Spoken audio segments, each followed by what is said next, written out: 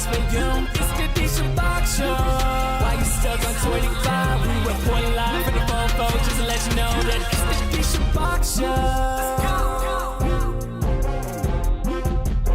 It's the D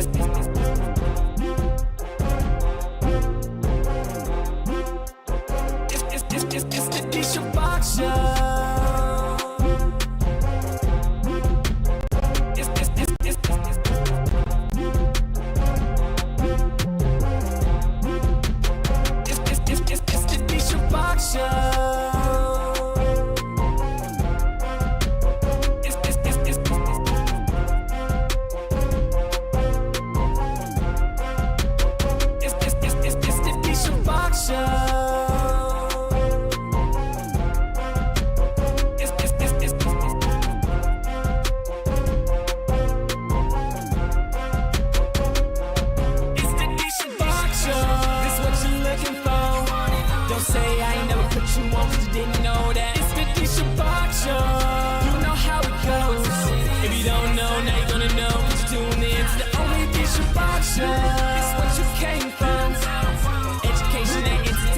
For you, it's the D Shabach Show.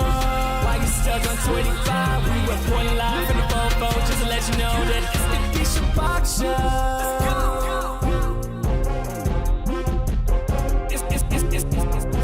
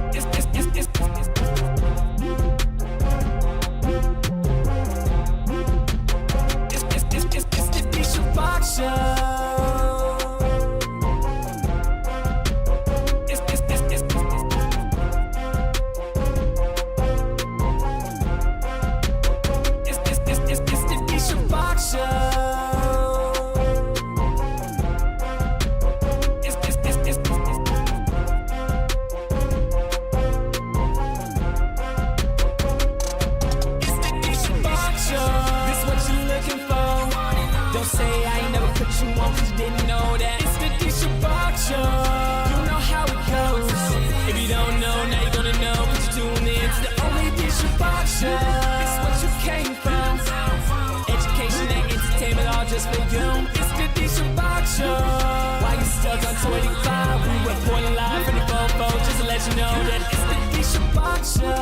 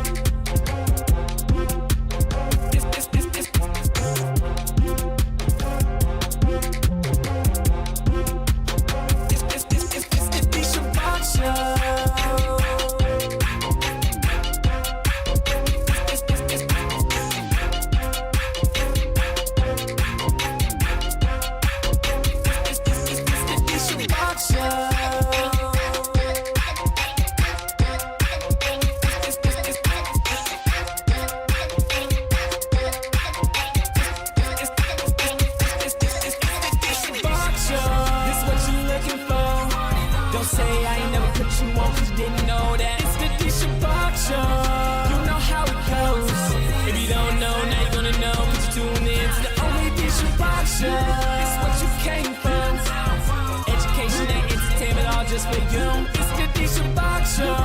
Why you stuck on 25? We reporting live from the phone, just to let you know that it's the D Shabach Show.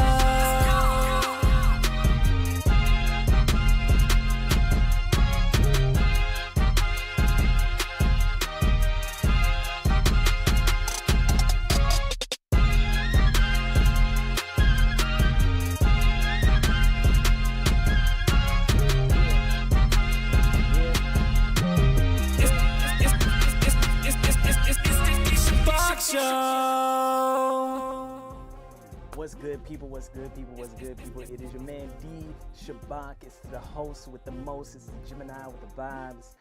And this is the first episode of the D Shabach Show. So I'm trying something with this.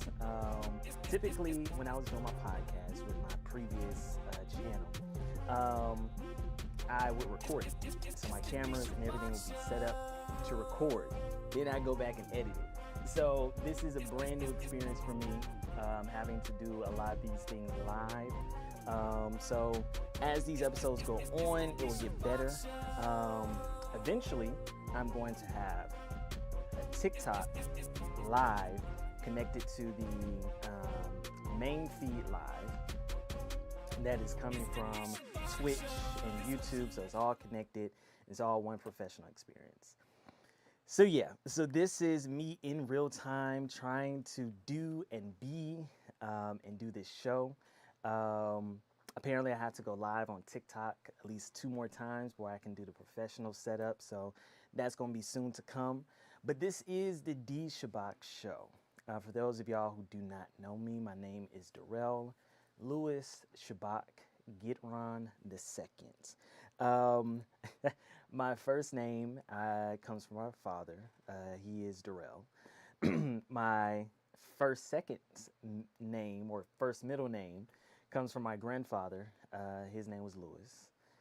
Then Shabach is my unique name, which means give God exuberant crazy praise. And then Gitron is the family name. So it's not Gitron. Well, no, it's actually that. It's not Gidron or whatever. It's Gidron or French Gidron, however you say it with the roll in the R's. But yeah. So I think everything looks good.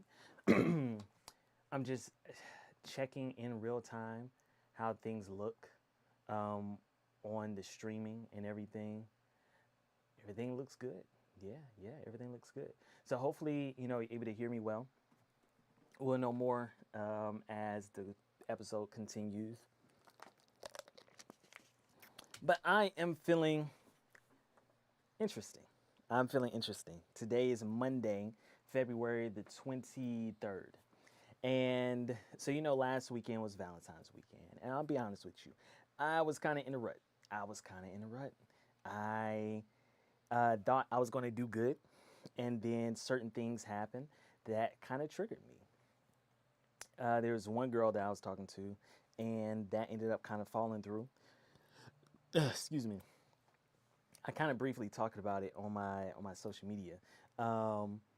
And so I kind of felt it wasn't because of this particular girl. It was just in general that I kind of felt the heaviness of, dang, it is Valentine and I am alone.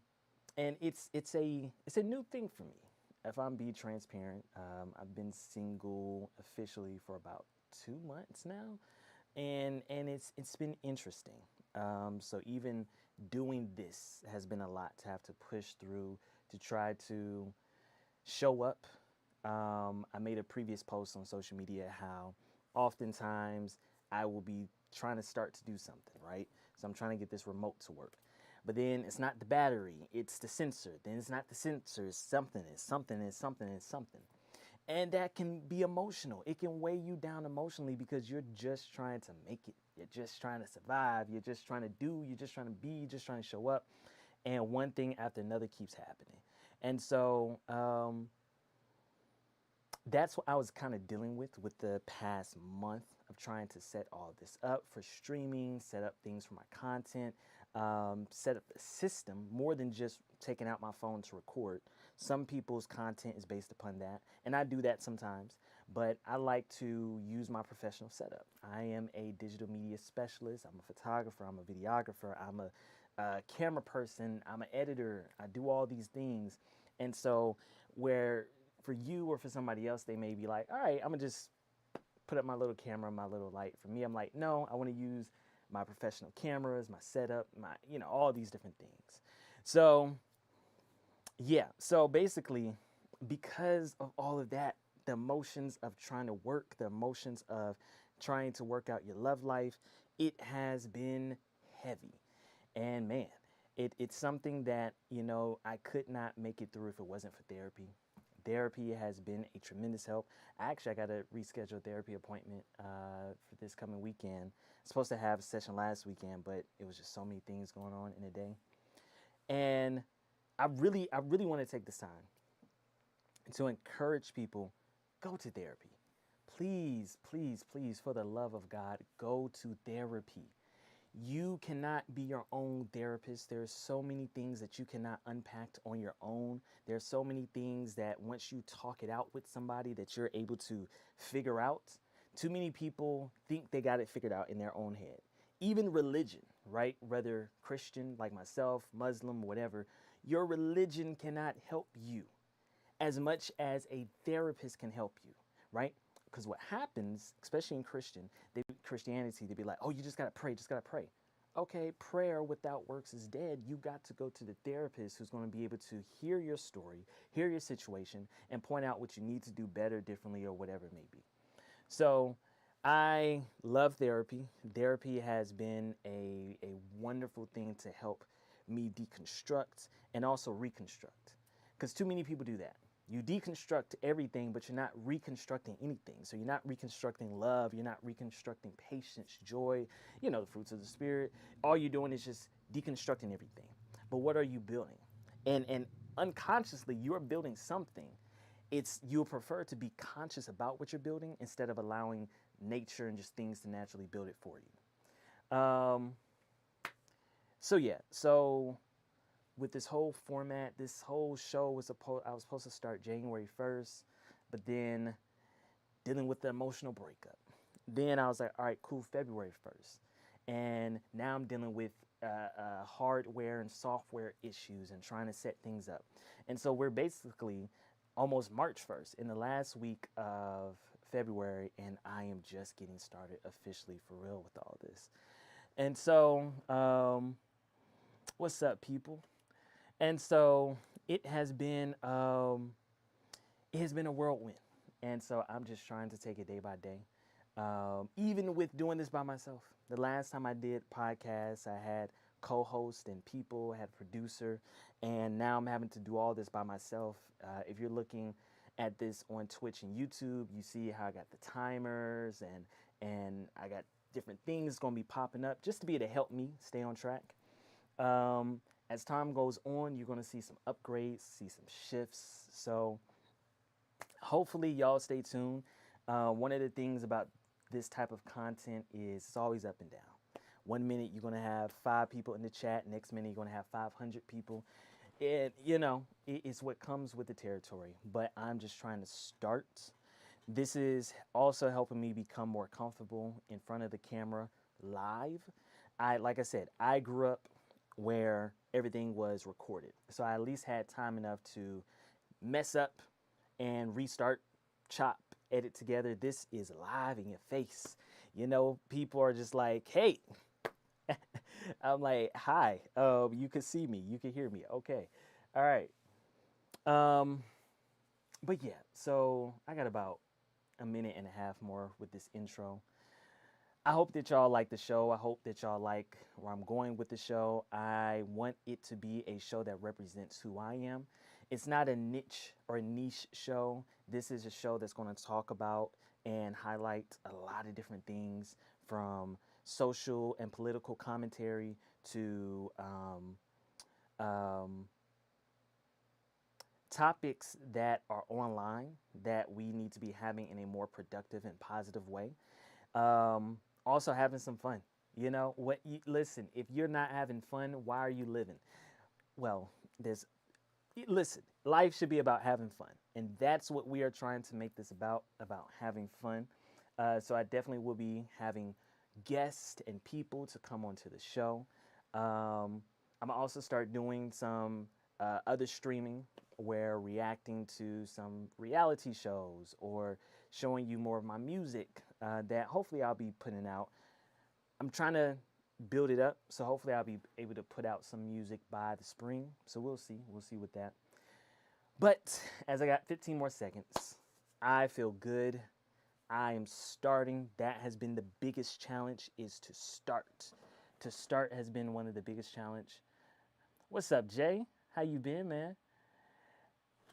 So what I'm gonna do is I'm glad you said that. I'm gonna have a particular portion in the show to where I have guests to join in on live. Hit me up, Jay, DM me, shoot me a DM. So let's get into the topic of the day. The topic of the day, I was trying to figure out what I wanted to talk about. And the first thing that I thought about was, should a man die defending a woman? Should a man die defending a woman? Now, this can get very sticky. This can get very interesting because from what I've observed, from what I've heard, from the conversations that I've had, the people that I've talked to, the videos that you see online, every woman and their mama believes a man is supposed to die honoring his wife, honoring his lady. I don't know about you, but I like my life. Listen, the typical scenario with this is if you are out in public somewhere, whether you're at a club, you're at a function, wherever, and a guy walks by and slaps your girl's butt, what are you doing? Chat, what are you doing? If a guy walks by and slaps your girl's butt, what are you doing? Because see, for me, I'm like, hey, are you good? Like, especially if I didn't see it, and you're my lady, you tell me, I'm like, hey, okay, are you good? Because here's my thing, I now go address this dude. He probably got the blinky on him, and guess what? I got it on me too. So now we both about to die. Somebody gonna get shot. Somebody gonna get killed because we don't know how to de-escalate. Right now, here's the thing. Check this. If a guy comes up to you, you're my lady, and starts harassing you, then I'm like, of course, hey man, move. This is my lady. But when, that's a safety thing. That is a, hey, I need you to give us 6 feet. But for the sake of he kept moving, I'm like, listen, are you good? Do you want to leave? Let's leave. We can get out of here, okay? That's crazy that man did that. But I'm not about to risk my life and your life because what happens, he pulls it out. I can't pull mine out in time enough, right? Okay? And he, he shoots me. Now you there having to defend for yourself, right? There are too many videos, too many scenarios that have already happened in real life, no hypotheticals. Too many situations that have already happened in real life that people are crazy. People are crazy. And I live in Atlanta. I don't know about you. I live in Atlanta, and people in Atlanta can be crazy. And so I'm like, listen, you got to figure out a way to de-escalate that does not lead to violence. Now, I don't know for others if anybody else carry, right? I'm in the state of Georgia, so you can open carry. I don't open carry. I conceal carry. I think open carry puts a target on your back. Excuse me. I think open carry puts a target on your back, but when you are concealed carrying, you have the ability for people to not know that you are armed. And if you don't carry, then you should at least have a mace. You should at least have a knife. You should have some form of protection besides your hands, right? Especially y'all women. That's a good question. Ladies, please tell me, why do y'all not carry, right? Why do y'all not carry what? Because most women that I talk to are like, no, either scared or they're like, I don't need to. But I'm like, me as a man, I carry because I'm like, there are crazy men out here, but I'm a male. The likelihood of men trying to SA me is slimmer, right?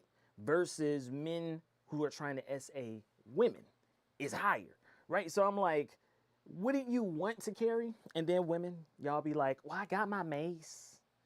Woman, you got your mace deep in your purse, on your keys, you scrambling, trying to get to the, you already done been attacked, right? It's like at least have your mace on your pocket, somewhere, quick access. Jesus, and I get it. Y'all want to look good. The dress ain't going to look that good if you got a gun print. Then I get it. But Jesus, I would prefer for there to be a little print somewhere through my dress and to be safe than to not have it just because I'm trying to look cute. I don't know. That's just me. But I don't know. That has been in my previous relationship. She was like, I don't know. And I explained all of this to her. I'm like, listen, safety wise, right? If a guy does, listen, I want to defend your honor. Big man, defending your honor, but I gotta be smart if big man wants to stay alive. So I don't know. I don't know. I think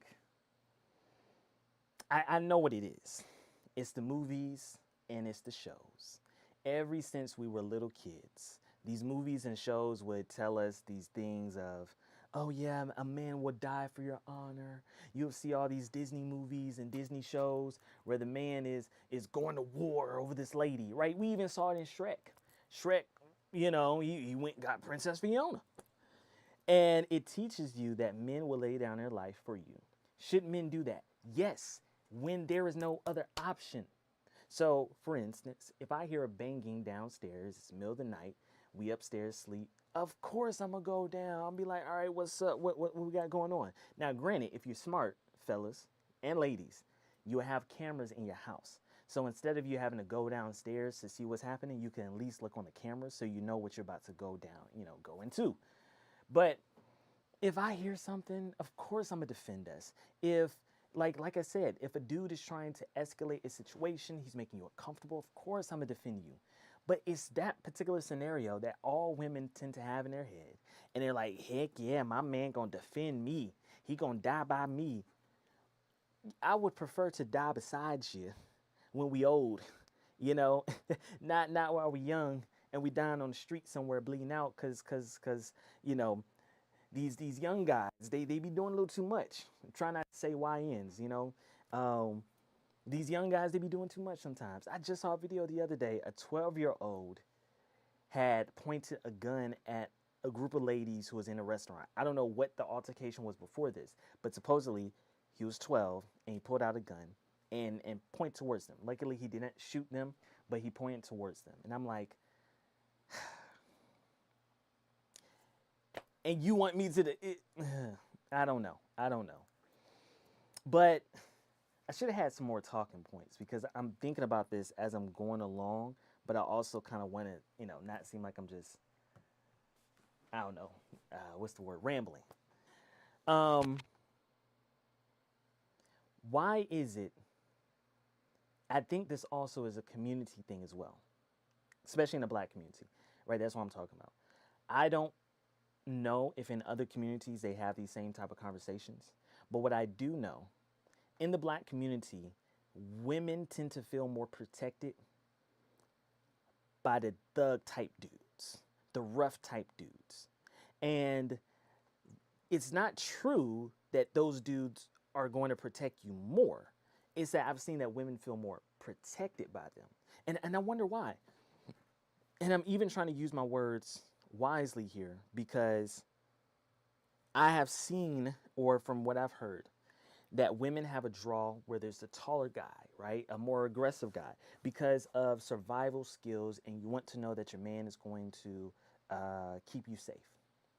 My thing is that we don't live in the cave times no more, right? I'm not having to defend you from a lion, right? Hey, grab its jaw and I'm not having to do all that. We are civilized people, especially if you're here in America. We are civilized people, besides the fact that we like to kill each other. And that's my point, right? So as long as I have the mental wisdom, as long as I have the tools, and I have the willingness to defend us, that should be enough. I don't know. I've seen it happen too many times. You say you don't think that's true. Why you don't think that's true? I've seen from my experience that women tend to say, oh, I need this type of man to protect me. And I've seen it. I get it. Now, don't get me wrong. There are a lot of men who are kind of cowardly, right? They were not taught how to properly defend themselves, right? They never stood up to the bullies. They never stood up to authority. They never had their own voice. All they did was simply just look and was like, all right, I'm going to take it. Those are not the men that I'm talking about. Those are not the men that y'all should be trying to get with. Those are men who need to grow up a little bit.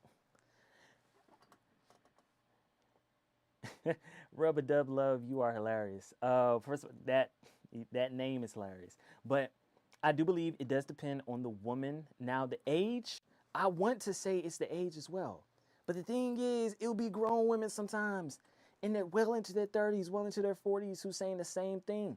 You know, I think we're younger, we may think like that, but as older women, thugs are not it. I think that there is a age. I think once women get into their 40s, maybe, that thug life, you know, kind of fades away. But I've been surprised with women in their 30s who still be trying to go after the thugs, you know? And so I think you have to do a lot of inward work. Why do you feel like you need a guy who's like this to protect you? Why do you feel like you need a guy who is aggressive? Because from my experience, those are typically the more dangerous guys. Not because of anything else besides them being emotional. Those are typically the guys who are emotional, so they'll pop off on every little thing, right? We've all been there where whether we've had a friend or a bro, or we've seen a situation go down where a dude was just, he got the wrong size fry. So instead of just being like, hey, y'all give me the wrong fry, he's like, hey, y'all ain't about to da da da da da. Bro, you accidentally step on dude's shoe, he ready to pop off. That's an emotional dude, right? So it seems fun. It seems, oh my gosh, he gonna protect me. No, he gonna protect his ego, his pride. That's why he popping off, right? He ain't even really thinking about protecting you. He's like, ain't nobody gonna step to my woman like that. And you think that's cute until now you need real protection, right? Until you need to actually be protected from him. So you want to be thinking about that, right? And fellas, they be doing the same thing, right? It's not just women. Fellas be going after the quote unquote spicy, crazy girl and then wondering why she acting crazy. I'm like, dude, you gotta do more than just chase the booty, the boobs. You gotta do more than just chase the looks. You gotta, how does she get when she get upset, right? Because I'll be honest, I would prefer the girl that shuts down than the girl that's, I'm just saying. So I think a lot of people have to, no, it's not cute at all. I think a lot of people have to figure out, first of all, what do you want? But why do you want it? Right? Because we can have these conversations, these debates back and forth on what a man should or shouldn't do. But why do you want that? Because a lot of women have experienced sexual assault. They've experienced rape. They've experienced these things that are traumatic. And just like any human nature, we tend to go to the extreme for protection, the extreme to make sure that that doesn't happen again, you know?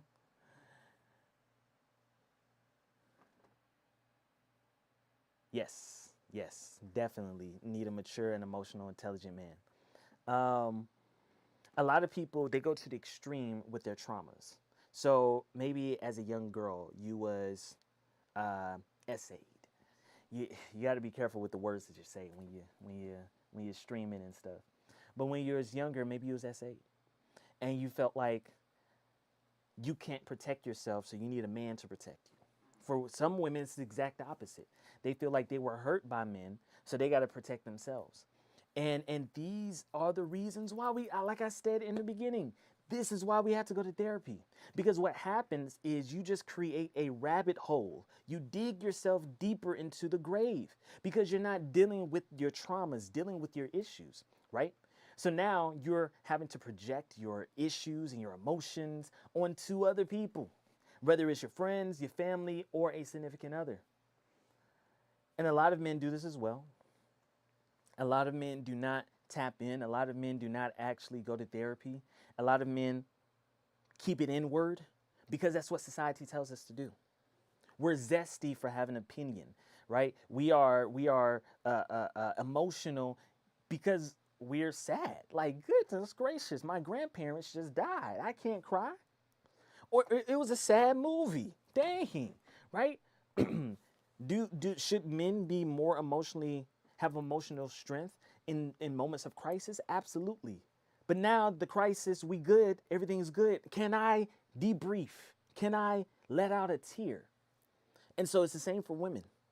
what I've recognized is in humans, we tend to live life being traumatized, right? We're picking up all this baggage, but we never take the time to actually go through the bags and figure out how can we dissect this? How can we lose some of the weight of the bag that is holding us down? So now we're going to relationships, community to community, situations to situations, holding on the baggage from last year, holding on the baggage that we've been carrying all of our lives. And now we're applying it to everybody else. And something that I've been learning to do, you have to take things for as they are. Your last boyfriend, he did that. Doesn't mean your next boyfriend's going to. Your last girlfriend, she did that. Doesn't mean your next one's going to, right? So I have been trying to do self-reflection, right? I've been trying to do the work. Why do I feel anxious when I'm having to go live? People are watching. I have a fear of people's perception. I have a fear of being scrutinized, right? I have a fear of people telling me I'm not good enough. So therefore, I get anxiety when I have to show up, when I have to perform, right? But what I'm trying to do, I'm trying to push. But pushing is not enough because pushing just puts you into survival mode. Many of us are pushing right now, right? With this recession that we're in, with the politics, the current state of the world, we are in survival mode while we're pushing. But not too many of us are actually dealing with these issues. Your parents died. I know my grandparents died between 2020 and 2023, I want to believe. My grandmother on my mom's side, my grandmother on my dad's side, and my grandfather on my dad's side all died within a few years of each other. And for a lot of people, they would just push. I still had to go to school. I still had to go to work. I still had to show up for family and friends, right? But you got to take those moments to dissect, deconstruct, but there's another word I'm looking for. Basically, debrief, for lack of words, where basically you got to cry. You got to let it out. Now you got to do the next work, which is going to therapy. How many of us are actually doing that? If we were going to therapy, we'll be in a better place. And all this started from was, should men die honoring women's life, honoring a woman's body, right? Honoring her because a man tried to slap her butt. And quite frankly, it depends. It's situational.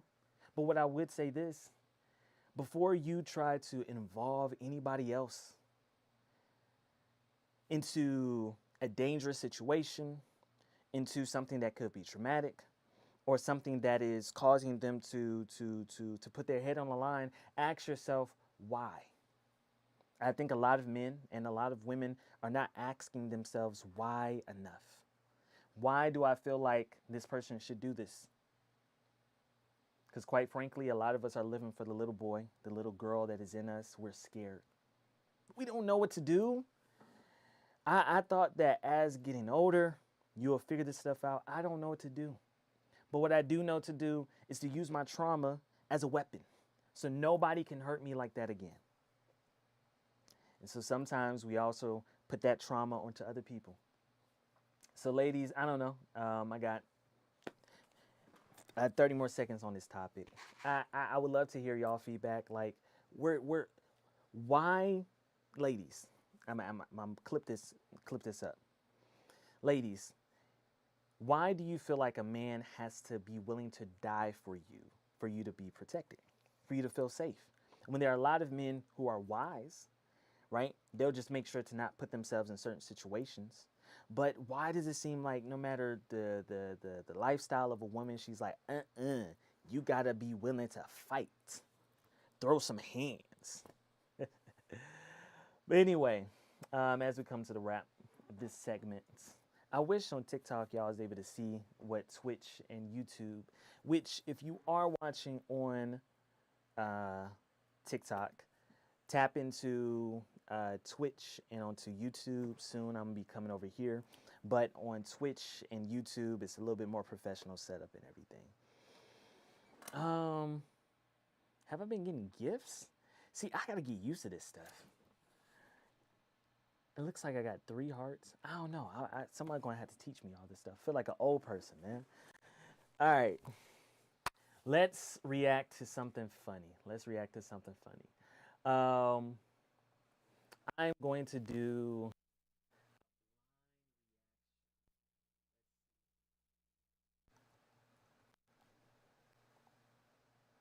And if y'all have any tips for me, any ideas that y'all think will be beneficial, let me know.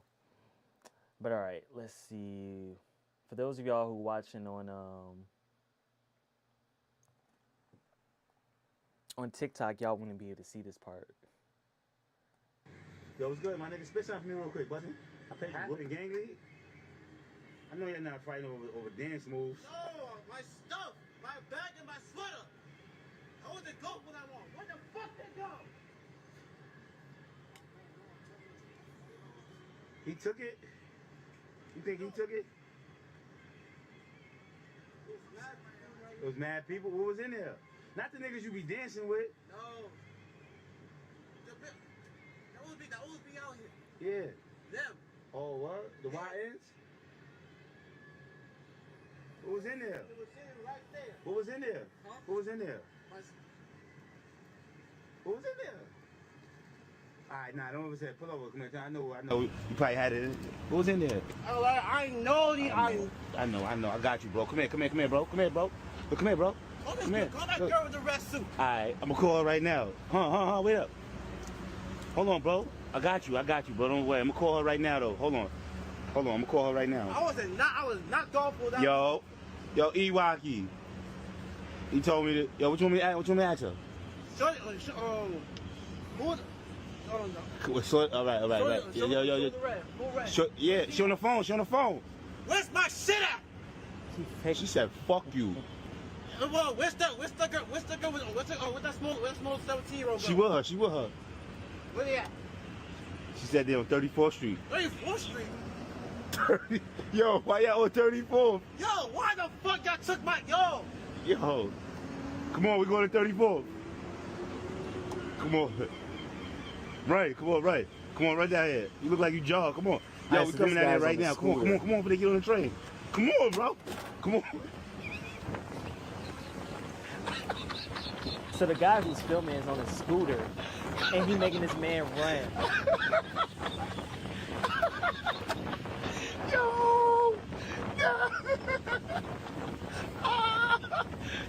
Yo, come on, Buzzy. Come on. Oh.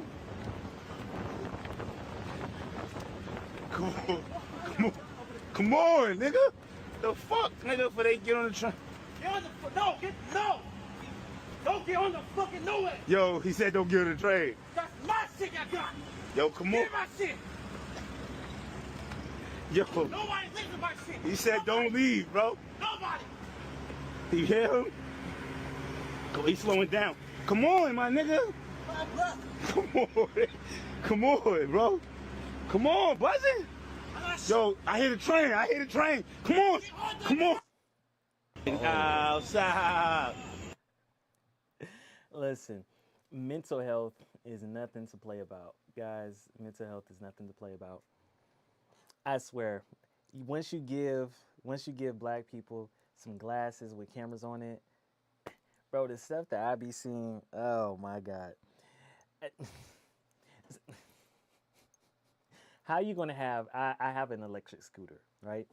Trying to run beside that thing is not easy. So first of all, compliments to the dude who's going crazy, because he was keeping up with him, and dude was going fast. He wasn't even going slow on that scooter. He was speeding on that scooter. Jesus Christ. All right. We got what, 10 more seconds on this. That's hilarious. I need y'all to send me some videos. Send me videos so I can live react to them. I'm a wait to watch them while I'm streaming. Please, I hope y'all don't send nothing too crazy, but send me some videos so I can live react to. Yeah, that's hilarious. All right, now we're about to go into commentary. So commentary, this portion of the show is going to be where we react to a video, and then I talk about the video, right? I may pause the video in between or whatever. I wish y'all on TikTok Live was able to see this. So if you're watching on TikTok Live, tap into Twitch and onto YouTube. That is where you're able to see. Hopefully, in about a day or two, I'll be able to put it onto TikTok as well. So we'll see. We'll see. All right. At this church, we don't run from complexity we see in Scripture. We see something in verse 3, and if we're going to be intellectually honest, we can't just run past it. Give me verse 3 again. Sarah, his wife, took her Egyptian slave and gave her to her husband to be his wife. So Hagar wasn't a one-night stand for Abraham. That's his wife. You see polygamy and slavery right here in this passage. The question is, the Bible teaches monogamy, and it teaches against slavery. The book of Exodus prohibits something called man-stealing. Going into places and stealing people. It prohibits man-stealing and the selling of those you stole.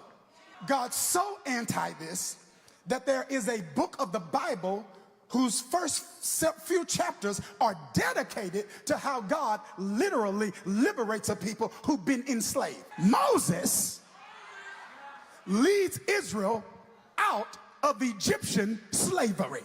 So is the Bible contradicting itself? Two things I want to tell you. Number one, in this cultural context, there were different expressions of slavery, one being something called indentured servitude, where I voluntarily, for a period of time, said, I will work for you in exchange for what we agreed upon. Jacob himself engaged in this when he agreed to work for Laban in exchange for Rachel. Just because something is seen being done by people in the Bible doesn't mean it is authorized or endorsed by the Bible. It's descriptive passages in Scripture and prescriptive. Descriptive is it's describing what someone did. Prescriptive is it's prescribing what you should do. God is assuming you and I have enough sense to know the difference between the Bible describing what somebody did and prescribing what you should do. Cain killed Abel. Should you do that? At this church. That's good. That was good. I wish y'all on TikTok could see the video. So tap into Twitch and to YouTube. But this is Pastor Darius Daniels of Change Church. He has a campus, two campuses here in Atlanta, and I believe they have a campus I know they have a campus in New Jersey. I think they have one in Florida as well. But basically, he's talking about how a lot of atheists, agnostic people tend to bring up these conversations on, well, the Bible endorsed genocide, the Bible endorsed slavery, the Bible endorsed polygamy. And I'm be honest, I'm not a theologian, but I enjoy theology. I enjoy studying the Bible. I enjoy learning new things. And that has been something I've been wrestled with, right? It's technically genocide when God is telling Solomon, King Solomon, to go kill all these people, right? It is slavery. It is polygamy. It is this. It is that. So what he was explaining is that there's a difference between descriptive and prescriptive. So descriptive is just explaining Shabach had on a red Falcons jersey. Prescriptive is Shabach is going to look good every time he shows up on stream, right? I don't have to wear a red Falcons jersey every time I show up on screen, descriptive. But what is implied is that every time when I show up on stream, I will look good. And so a lot of people, they don't understand the Bible because the Bible is very difficult to understand. That's why back in the day, there were the Pharisees and the Sadducees and the leaders in the temples and the synagogues who would teach the people, right? These Pharisees and Sadducees spent their entire time studying the Bible. So therefore, they're able to explain it. But as most systems it got corrupt. So then it stopped being more about teaching people and started being more about controlling people. And that's why God felt like he needs to send Jesus, because people's heart posture, no matter how much he was doing in the Old Testament, where we see kind of this more wrathful God, no matter what he did, people still were not obeying. People still were not following the commandments. And so the Bible is very difficult to read. The Bible is very difficult to understand. That's why I read it with commentary, right? So commentary is basically, they sometimes have commentary in your physical Bibles, but I read or look at commentary online. So it's called Enduring Word. And so essentially, there's this writer or theologian who takes his time to write notes comparing different theologians' notes and breaking down what the scripture actually means, right? Breaking down the difference between descriptive and prescriptive, right? So I think I love Pastor Darius Daniels because he does this a lot. He breaks things down. He tries to debunk a lot of the religious things and try to say, hey, what is the reality of this? What does the Bible really mean by this? We are used to traditionally doing it like this just because somebody said to do it like that. But what are we actually supposed to do? So I love his teaching. I believe he's been to seminary, and I know that it's law school. He did a lot of things educationally wise, and he brings that into his teachings as a preacher and as a leader, as a thought leader and everything. What's up, people? Ba, ba, ba, ba, ba. So yeah. So I don't know. I wish I took some more notes, some more talking points. Let's look through the comments. Let me see. Like I said, I'm having to do this live, guys. This is new for me. I'm like, what am I doing?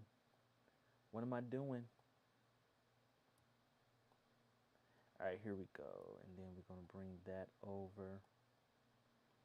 All right, so let's move this way. All right, y'all can still see me. Yep. Okay.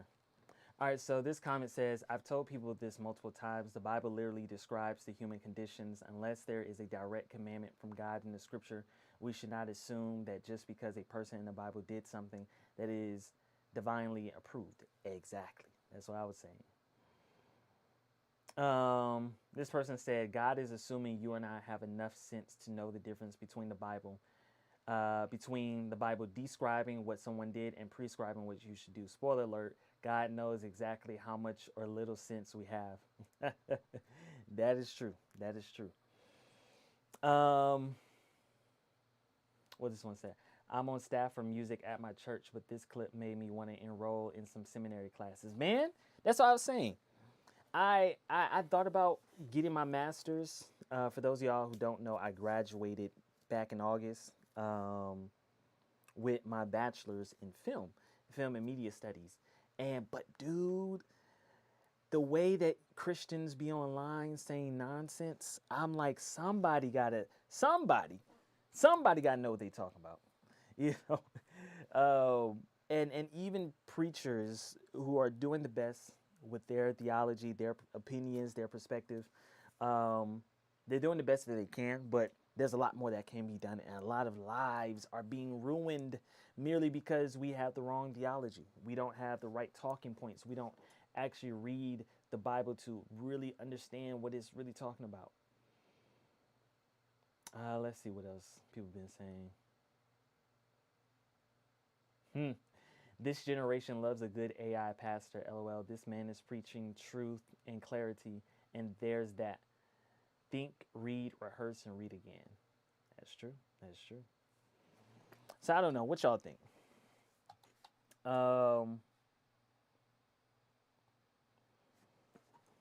Do you think that pastors have been doing a good job of breaking things theologically down, so therefore the everyday person is able to understand them?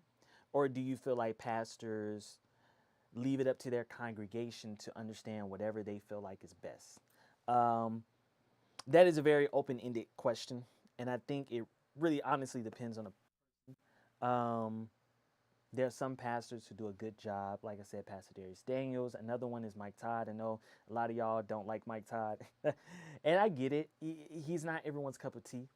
But if you actually sit there and listen to his messages, listen to his sermons, um, you'll really be able to hear some wisdom, some good theological teaching. I think a lot of times you have to go with where you best receive. You know, for instance, if you like 2819, you like Philip Mitchell, that is what you like. But at the same time, in Atlanta, right, there is William Murphy at Dream Center, there is Jamal Bryant at New Birth, there is Pastor Stanley with I know one of the churches is the Buckhead Church, but New Point. Pastor Stanley's dad at First Baptist Church. Like, there are a lot of churches here just in Atlanta.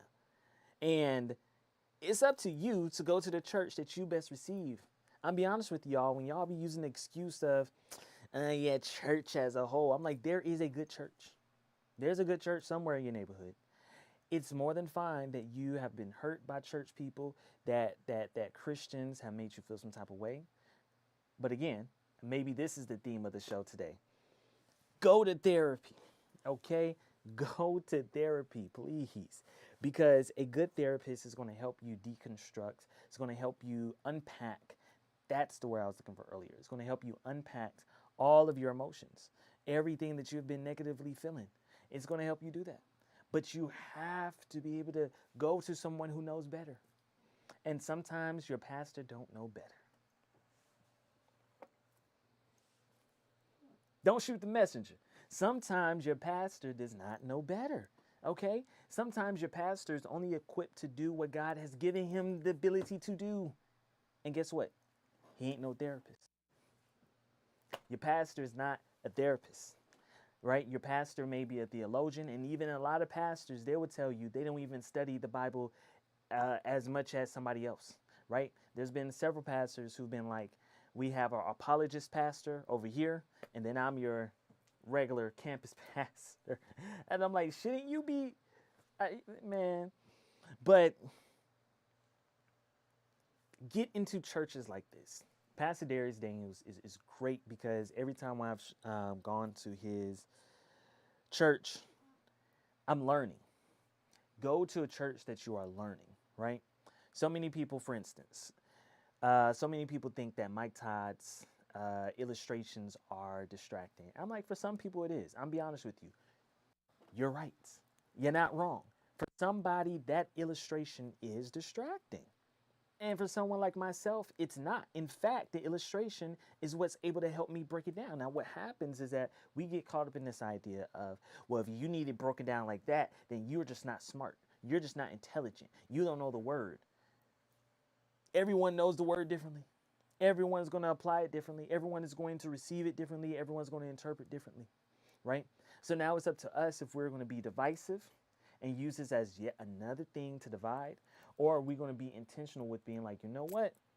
That's how they do it. That's how they do it. That's how they do it. They ain't how I do it. And that's cool. But we are at the end of this segment. That is our commentary. Those of y'all who are tuned in on TikTok Live, tap into YouTube and onto Twitch to be able to see the full thing. Right now, this is just y'all sitting on the sideline. But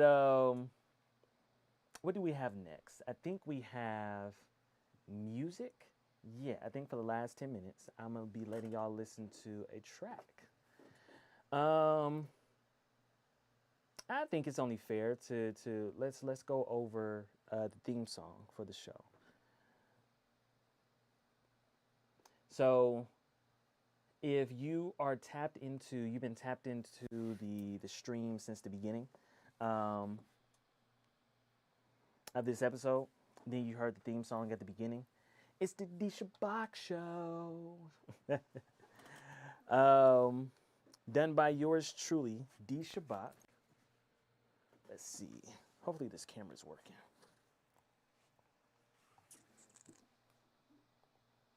Yep, camera's working. Great. Oh, that's nice. Man, I'm looking forward for y'all on who are on what you call it? I'm looking forward for y'all to be able to see this. This is pretty fire. All right, so the song is loading. But the song, I initially started off with this sample that I chose. Is it working? Yeah, it's working. I initially started off this sample I was just playing around. And then I was like, all right, I got to find a theme song. So let me make a beat to, for the theme song. And then I came across with this. All right, here we go.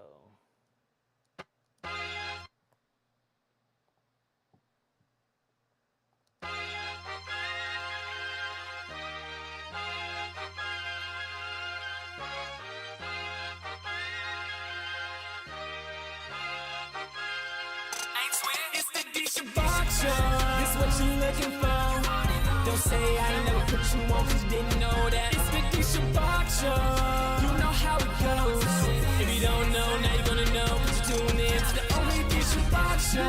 It's what you came from. Education and entertainment all just for you. It's the D Shabach Show. While you stuck on 25, we reporting live from the fofo, just to let you know that it's the D Shabach Show.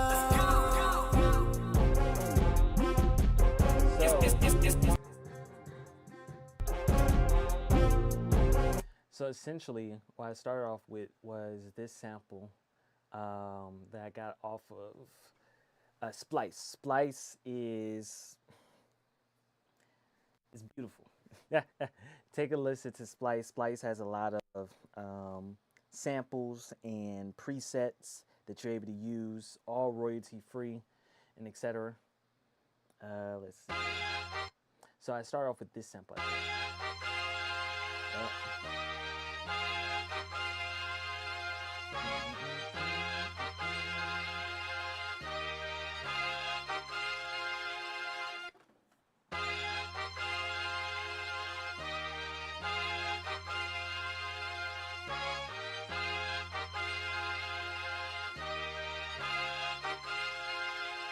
So that was the initial sample that I started off with. Then I think I brought this into it. Nope, not that one. It was this one.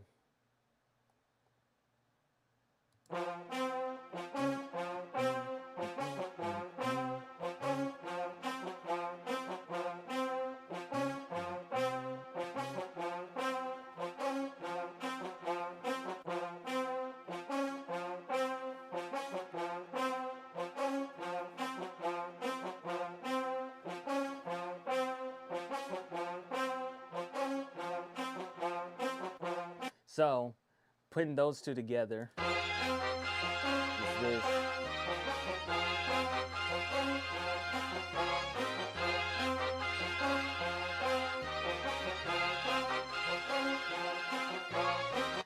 And so I was like, oh, that's a nice,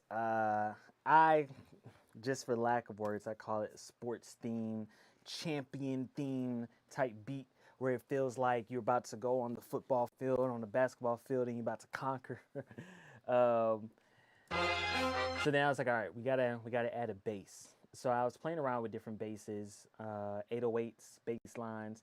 Then I settled on this right here.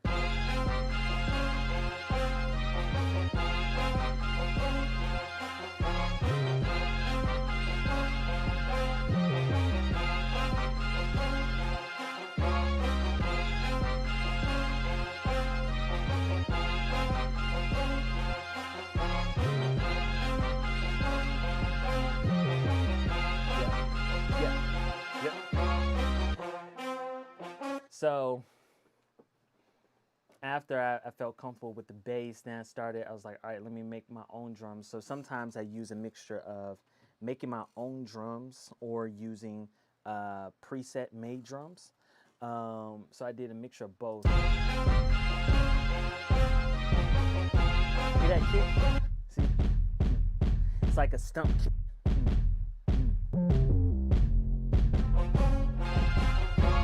Then I added snare.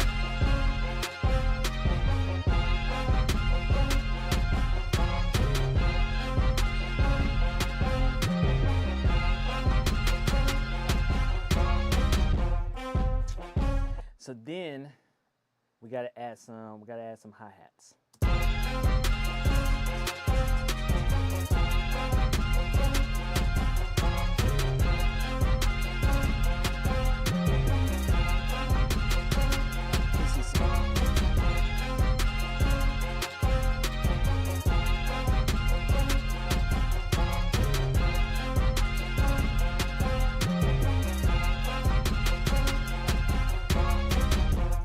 All right, after we added that, then I felt like it was a little too empty. So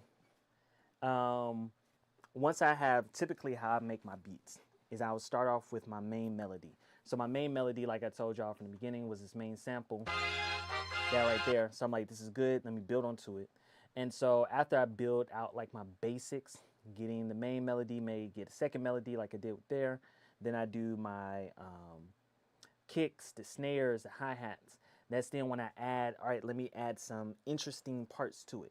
So whether that is a flute, whether that is, I be forgetting sometimes the technical terminology with these things, but it's just another melody that adds into it. And so that's where came across this sample, this flute sample, right here.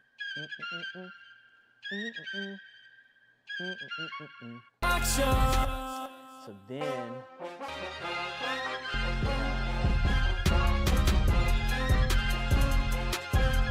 all that, right? Then I added a snare roll right here.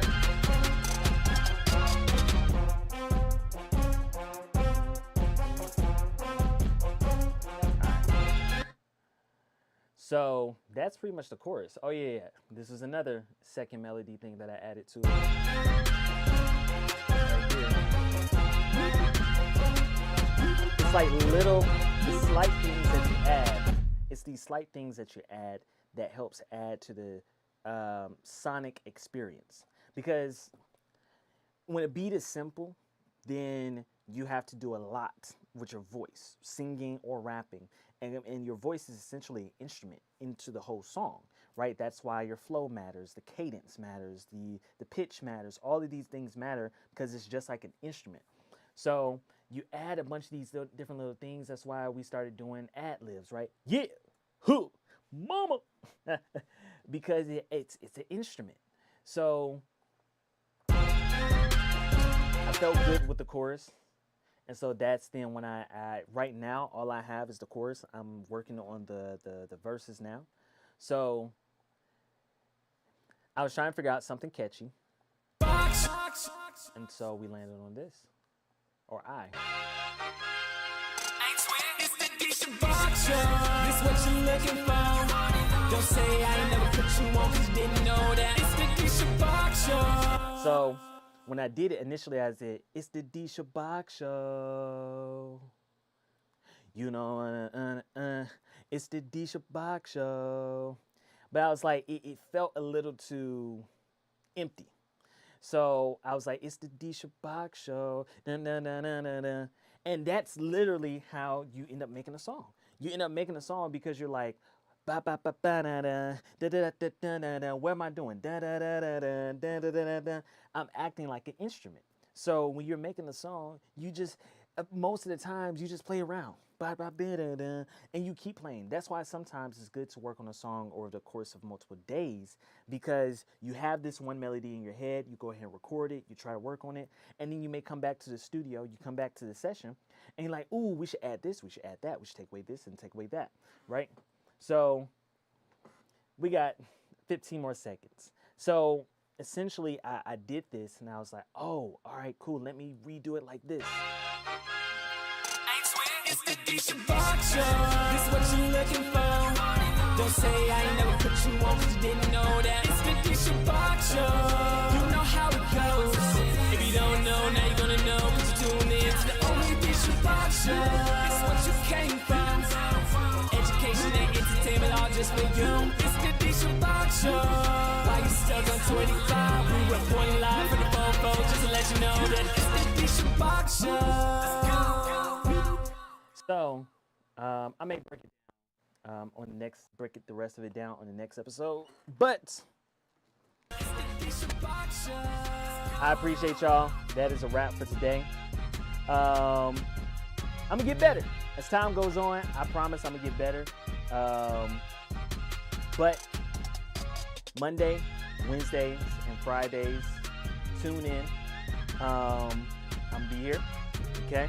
We're gonna do 4 p.m. So I know today I did 5 p.m. So.